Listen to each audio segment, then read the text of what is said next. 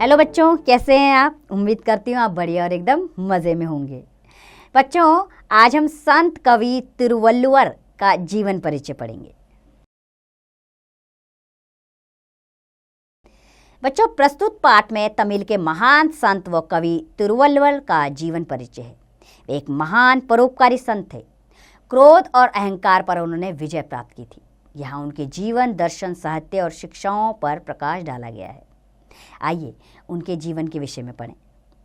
भारत अनेक साधु संतों और ऋषि मुनियों की भूमि रहा है, जिन्होंने अपने गुणों एवं आदर्शों से मनुष्य को सुख, शांति और संतोष का जीवन बिताने की प्रेरणा प्रदान की है। ऐसे ही संतों की श्रेणी में आते हैं तमिलनाडु के संत कवि तिरुवल्लुवर, उत्तर भारत के महान संत कवि कबीर और दक्षिण भारत के संत कवि तिरुवल्लुवर में अद्भुत समानता है। इन दोनों के माता पिता ने इन्हें जन्म देकर कहीं छोड़ दिया था और फिर निसंतान यानी जिसकी संतान ना हो, निसंतान दंपतियों ने इनका लालन पालन बड़े स्नेह और यत्न से किया। अर्थात जिनके कोई संतान नहीं थी, उन पति पत्नियों ने इनका पालन पोषण किया। व्यवसाय से भी दोनों ही जुलाहे थे। दोनों ने गृहस्थ जीवन व्यतीत करते हुए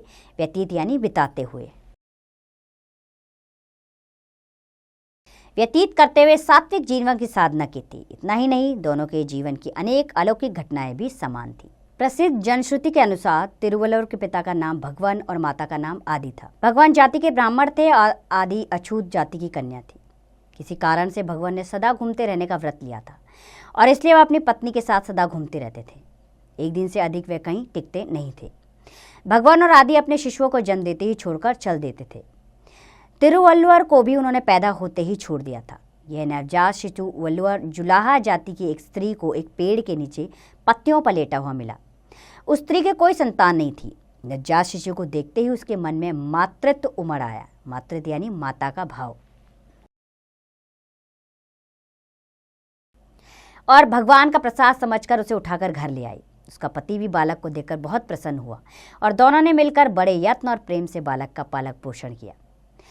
वल्लुवर घर में पालन होने के कारण बालक का नाम वल्लुवर पड़ा और फिर उसने अपने उच्च धार्मिक भावों के कारण बाद में तिरुवल्लुवर के नाम से प्रसिद्ध हुआ। तमिल भाषा में तिरु आदर सूचक शब्द है, जो हिंदी के श्री के समान है। इस प्रकार तिरुवल्लुवर का आशय हुआ श्री वल्लुवर।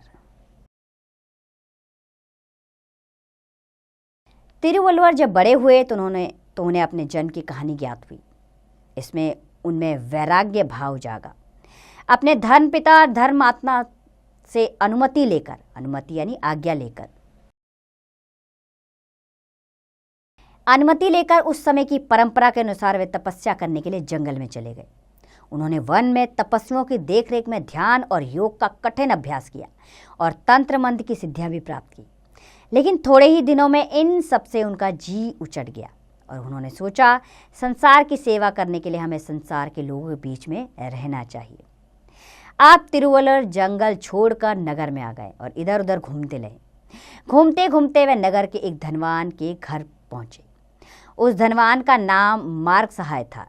किसी कारण से वे बड़े संकट में पड़ गया था। तिरुवल्लुवर ने उसका संकट दूर किया।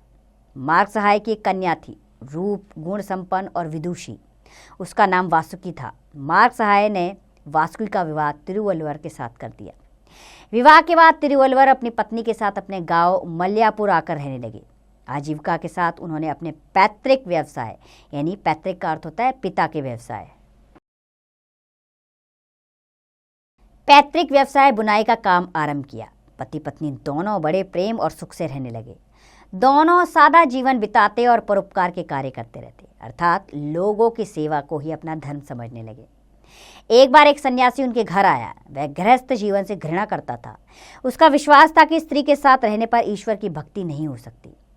तिरुवल्लुवर और वासुकी का सुखी गृहस्थ जीवन और उनके ईश्वर में अनुरक्ति यानी कि ईश्वर की भक्ति में डूबना, अनुरक्ति देखकर उसने पूछा, आपकी दृष्टि से गृहस्थ का जीवन श्रेष्ठ है या सन्यासी का? तिरुवल्लुवर ने कोई उत्तर नहीं दिया। इतना ही कहा, आप हमारा आतिथ्य स्वीकार कर स्वयं अनुभव कर लीजिए। पति पत्नी का एक दूसरे के प्रति प्रति प्रेम, निष्ठा और सहयोग भाव के साथ साथ ईश्वर भक्ति में अनुरक्ति देखकर सन्यासी के मन में भी नारी जाति के प्रति दुर्भावना जाती रही। वह गदगद होकर बोला, यदि वासुकी जैसी पत्नी हो तो गृहस्थ जीवन भी श्रेष्ठ है। इससे ईश्वर भक्ति में बाधा नहीं बल्कि सहायता मिलेगी। इतना कहकर सन्यासी ने श्रद्धा पूर्वक तिरुवल्लुवर और वासुकी के चरण स्पर्श किए और विदा ली। स्पर्श करना यानी छूना। तो देखा, उन दोनों के ऐसे जीवन में एक सन्यासी ने भी अपने विचार बदल दिए उनके जीवन को देखकर। तिरुवल्लुवर अन्न के महत्व को भली भांति समझते थे। अन्न ही ईश्वर है, ऐसा मानकर वे अन्न के एक एक दाने को मूल्यवान मानते थे। एक कथा के अनुसार तिरुवल्लुवर जब भोजन करने बैठते तो नियमित रूप से वासुकी से एक कटोरी में साफ पानी और सुई रखवा लेते थे, परंतु वासुकी इसका कारण नहीं जानती थी। उसने कभी इनके बारे में भी नहीं पूछा। परंतु जब वह मृत्युशैया पर थी तो उसने अपने पति का हाथ अपने हाथ में लेकर कहा, स्वामी, मेरा अंतिम समय आ गया है। आपके आदेशानुसार मैं आपको भोजन परोसते समय पास में एक सुई और कटोरी में पानी अब तक रखती रही हूँ, लेकिन उसका रहस्य नहीं समझ सकी।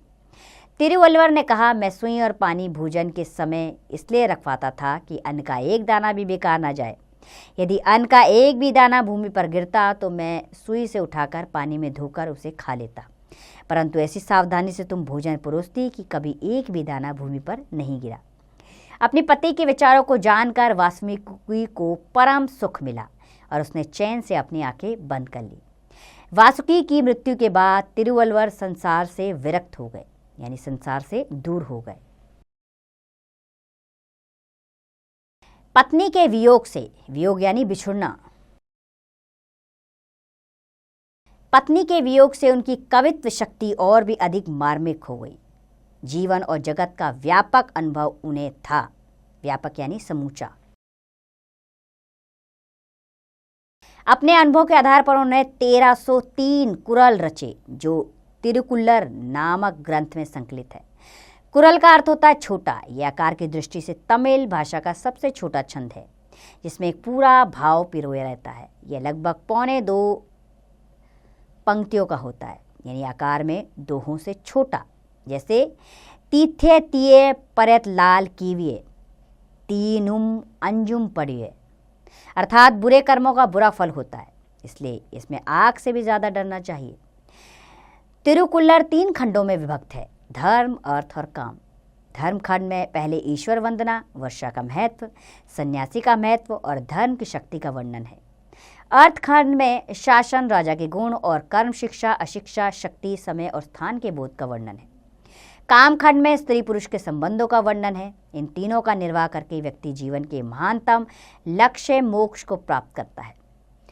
तिरुकुल्लर को तमिल भाषा का वेद माना जाता है। जैनी, वैष्णव, शैव आदि इसे अपना अपना आदि काव्य तथा तिरुवल्लुवर को अपना प्रथम कवि मानते हैं।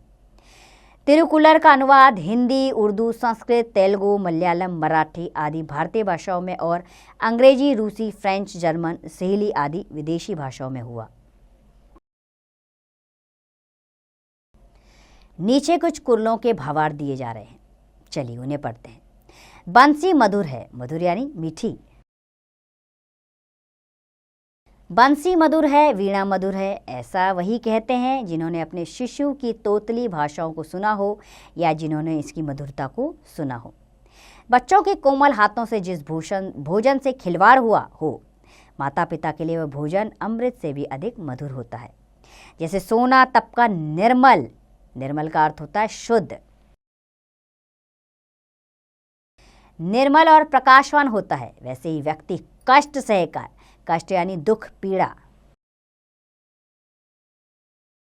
कष्ट सहकर पवित्र ज्ञान के प्रकाश से युक्त होता है। युक्त यानी सज्जित होता है। झूठ न बोलने के गुण को ग्रहण करने के लिए अन्य धर्म कार्य करने की आवश्यकता नहीं रह जाती। इसमें कोई शक नहीं है कि तिरुवल्लुवर के ये कुरल थोड़े ही शब्दों में हमें जीवन के गहन अनुभवों से परिचित कराते हैं। ये निबंध नरेंद्र व्यास द्वारा लिखा गया है। इसमें बताया गया है तिरुवल्लुवर के जीवन पर आधारित ये जीवन परिचय है उनका, जिसमें उनके समस्त जीवन का वर्णन किया गया है। उम्मीद करती हूँ उनके जीवन परिचय से आप भी आकर्षित हुए होंगे और उनके जीवन के आदर्शों को अपने जीवन में आप भी समाहित करेंगे। अब इसका अभ्यास कार्य आप स्वयं कीजिए।